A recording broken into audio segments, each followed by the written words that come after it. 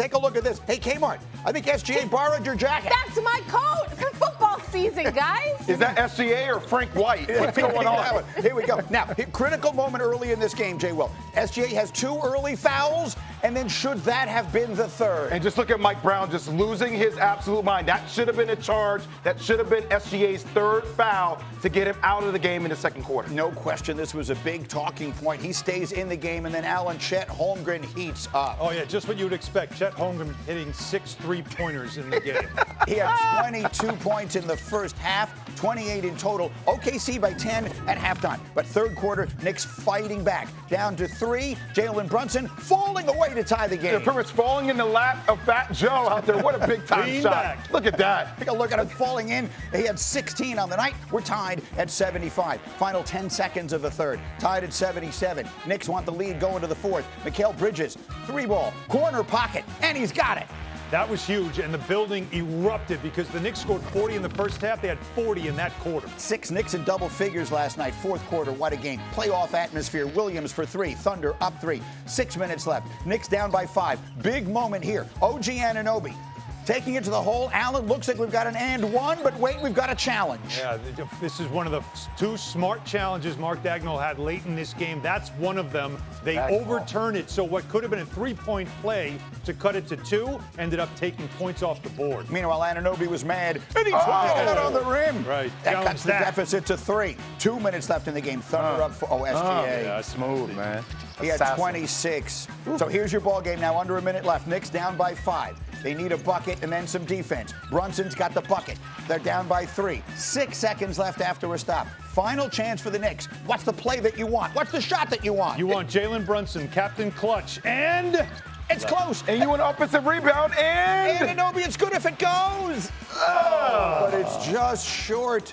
And OKC holds on to win it 103-100 in a game that once again had a playoff feel. Allen, you were in the building as you are for all of the games right next to that Thunder bench. How would you describe the drama of the night? Yeah, I would say that we'll take 7 of those, please, in June, because that type of atmosphere, the drama, the way these 2 teams went at it and fought. 2 teams coming off back-to-back, second game back-to-backs, both of them coming in late that night before, and you still got yourself an outstanding battle on that court. It definitely had Game 7 energy. But I don't know, my biggest takeaway watching it, even though it was a great game, came close down the stretch, it still felt to me like there was a sizable gap between the 2 teams. No Isaiah Hartenstein, no Jay Will, no Alex Caruso, and it's the amount of bodies that OKC can put on you. And Jalen Brunson is talented, super talented, but the types of guards that they can throw at him can wear him down, it feels like, over time. He was off a little bit in the game offensively, but he still put up a double-double. He had a ton of assists. And Hartenstein and Caruso played half the game. They just in the second half were not available. The Knicks were missing Mitchell Robinson, a huge part of their defense, but yet they still played a great defensive game. Again, I think this was about 2 teams' defenses, and then it was about, I thought, what Dagnall did down the stretch and those 2 challenges. Keep them in your pocket, use them at the right time. Those were gut punches for the Knicks. That last charge was a bad call, though. I mean, on OG. I mean, that should have been a Why no not call. count the 2, no call? No, exactly. Just That's count what the it 2, should have been. keep it moving. But once you make the call, it has to be an official call. Well, you can't renege on the call. Well, no, but you could also just say there's no foul. Just count the 2, let's keep it moving. It wasn't and 1. In one way or another, they do wind up calling this a charge. The big decision on the no call by SGA in the first quarter that really changes so many of the things. We'll get to all of those in a minute. But let me just start with the basic question, because I hear what you're saying, Jay Will. The Thunder are the standard. They're the defending champs, and they are the team to beat, the team to catch, the team to everything. Do the Knicks to you, because they're a team that their fans are frustrated because when they're good, they're very good. When they're bad, they have these terrible games that convince everyone the sky is falling. Do they look ready to make a run and win the Eastern Conference to you right now as we get into March? They look ready to make a run. I still wouldn't have them winning the Eastern Conference. I still think that Detroit has their psyche. It just has their soul. I mean, look, every single game throughout the regular season, when you play Detroit, if you want to make a statement to beat them, granted, the Knicks are playing better. I still would have Detroit favored over the Knicks right now. I just wonder with Detroit, because they play so hard during the regular season. They play almost at a playoff level, especially against the Knicks. They hate when they see orange and blue. But can they now, when you get to the playoffs and everybody else raises their level, can they go another level, or is that it? We're going to find that out in the playoffs. But that level has been enough to beat the Knicks. During the regular season. In the regular season. See, that's an interesting way. I used to say that all the time about Tom Thibodeau's teams. Yep. The Tom Thibodeau's teams, people would say they underachieve in the postseason. I would always say, no, they don't. They overachieve in the regular season. Right. They treat the regular season with a degree of reverence and seriousness that too many teams in the NBA do not. So they give you an impression of who they are, and then they don't have another level to take it to in the playoffs. Maybe that's what you're talking about with the Pistons here, when the lights come on, and maybe Jason Tatum comes back, and maybe the Knicks, this defense that they have that's coming on a little bit. East is going to be good. And I'm game planning for you, game after game. I have days off in between. There's no schedule issues. So there's a lot of things in the playoffs that change, and we're going to see if Detroit can take it to another level. We're going to hear from Mike Brown a little bit later in the hour here, as we have a lot of time to dive into this game a few different ways. But the officiating it certainly was a topic while the game is going on. Is it something worth talking about the morning after? The third foul not being called there in the first quarter, and in any other way, SGA is always something of a lightning rod for them. I think if you're a Knicks fan, there were two critical calls. Obviously, the offensive foul on OG Anunoby, which honestly I thought was a no call, and then the mischarge. I mean, and I know it's in the second quarter. That was a huge missed call. Third foul. I don't know how you missed that call when it's so blatant. And Jalen Brunson is stationary. He's been there for a year and a half, just sitting there praying, waiting, and there still was no call. Like this is what he does. He leads the NBA in charges drawn. So he is somebody that understands how to do that. That's his best defense. And in that moment, you're thinking, Shai Gilgeous-Alexander is taking over the game a little bit. Hard to guard. If you get that third foul on him, how much does momentum swing to the favor of the home team? But it did wake the building up. It got this place suddenly now where you had an enemy. Nobody loves the villain like the Garden does.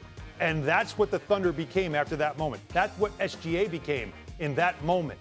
And I think that's something to also consider. The Thunder are becoming that team. Well, he's 7-0. He's 7-0 in that building. No. He's undefeated in that building. Undisputed champion in that building. That's right. But I think around the NBA, though, because, look, when it happens in New York, it's a little bit more magnified.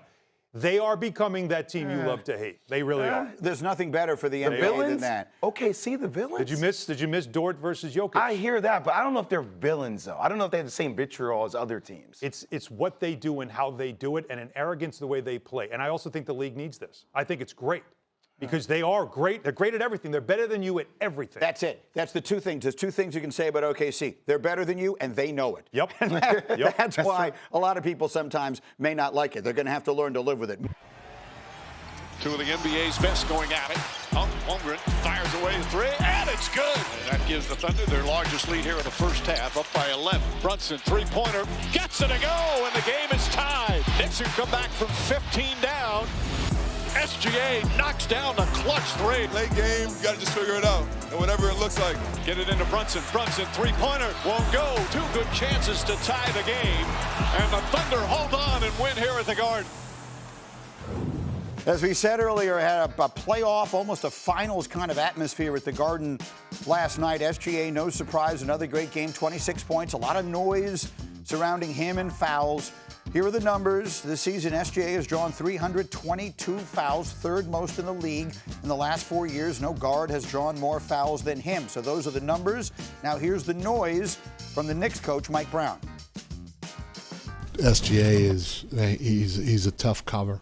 And he does a great job of convincing the referees, probably better than anybody in the league, that he's getting hit.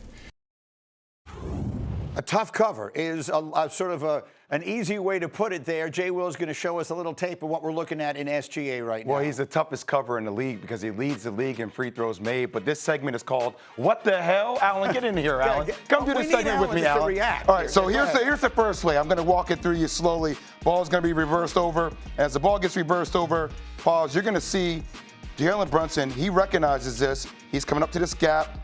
He's going to be coming. He's going to secure this line right here at the elbow, and all of SGA's momentum is going to take him right into there. Now, the person to pay attention to is the ref right down here at the bottom part of the screen. Mm-hmm. He has the vision, Greeny, to see the play. Right. He's right there. There's the vision. As the play continues, look at Brunson in position. This is the charge. Tell me this is not a charge. He's there. He's been there for like 10 years. The ref sees it. He goes down, and this is where it's what the hell. Look, the arms go up.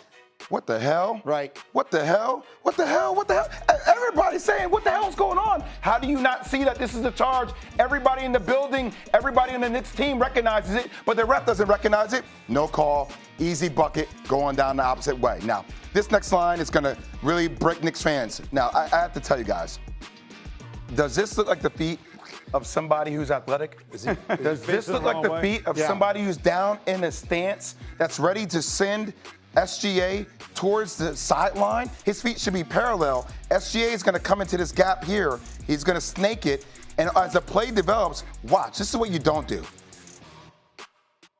Why reach? You're reaching, yeah. Why reach? Why slap? You're slapping right now. Two things to pay attention to on the What the Hell segment with Jay Williams and Hahn. As the play goes up, look at the form. He's in great form right here, right? Mm-hmm. Great form. Just watch the form in slow-mo. Yeah. What the hell? Can I show it to you again, Greeny? Yeah. Watch the play again. Yeah. Goes up.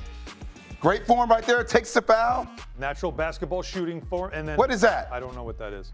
What the hell is that? That's him emphasizing to the officials, I got hacked on Yes, the arm. I got hacked. The call. Post 2 seconds after he got hit already. Right. He already got hit. Right. So these are the little things that he does in order to continue to absorb. And also, Karl Anthony Towns, I mean, now you have 5 fouls. Once again, look at the feet, Greeny. Right. If anything, on this, right, his feet, just look at that. Slide. Just slide. He should slide. Like, if I go back just a tad here, Greeny, just a tad. Yeah. If anything on this foot right here, this needs to open up that way, right? If anything, look, I'm guarding the ball, open up, slide, get down in the stance. He comes out, he just turns this way. It's the unathletic ability sometimes of Karl Anthony Towns that puts him in those situations, and foul right there, arm up, and then he gets in a situation again, another foul there, and he's so good at selling these calls down the stretch when he could put you in a pick and roll with the big. If you're not athletic, if you're not on the stance, he's going to pick you apart. So there's all those moments last night, Alan, and again, the first one is really the big one because that set the tone, I think, for so much of what the night became. 2 minutes left in the first quarter. SGA has 2 fouls already. That one looks clearly like a third. I think there were some NBA fans who will say if he didn't have 2 fouls, they would have called it a charge. It just sort of is what it is. It's kind of life in the NBA. What did it do to the building last night? Yeah, well, it certainly got everybody angry. I found it funny, too. Again, this is the arrogance thing we talk about with the Thunder, is that after the game, he said, after I got my second foul, I was able to play without fouling. I was able to control my fouls, which, no, you weren't. Right. You just got the benefit of a non-whistle. But that really did, though, interject a lot of energy, anger, and frustration, and it definitely raised the environment. I just don't know how you missed this call. Yeah. You have one ref that's on the baseline. You have another ref that is right there standing next to Mike Brown. Yep. Both have incredible vantage points of seeing him be stationary, literally wait for it. It's not like he tries to slide in the last second. He's been standing there for at least 2 seconds. Who leads the league in charges. He's known to take charges. He's good at it.